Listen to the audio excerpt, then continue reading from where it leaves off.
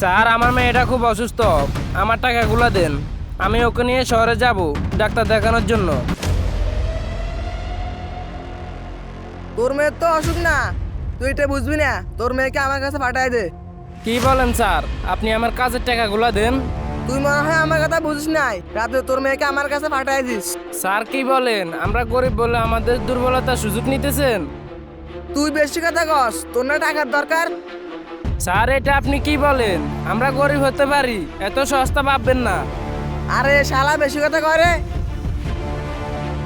এ যা ওর মেয়েকে নিয়ে আস।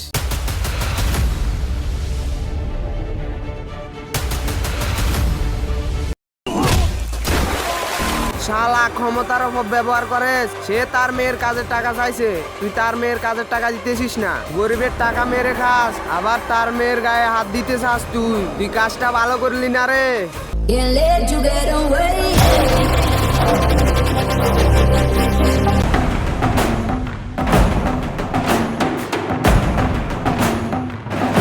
কিরে নেমুক হারাম, তুই আমার খাইয়া আমার সাথে বেমানি করস। আমি তোর সাথে কোনো বেমানি করি নাই, আমি অন্যায়কে প্রশ্রয় দিই না। তুই যে এই সাইডের বাল হস না কেন? তোর মনে হয় আমাদের ক্ষমতার সম্পর্কে ধারণা নাই। আমার বাপ এই হাতিয়ার এমপি, এই হাতিয়া আমাদের কথা মতোই চলে।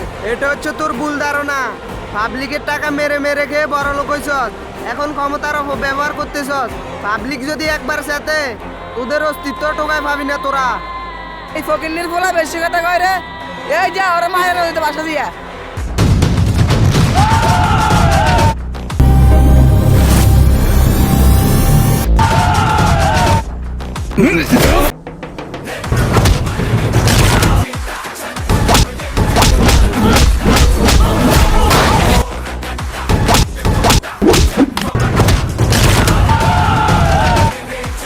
ভাই আপনাকে আমি চিনতে পারিনি, আমাকে মাফ করে দেন।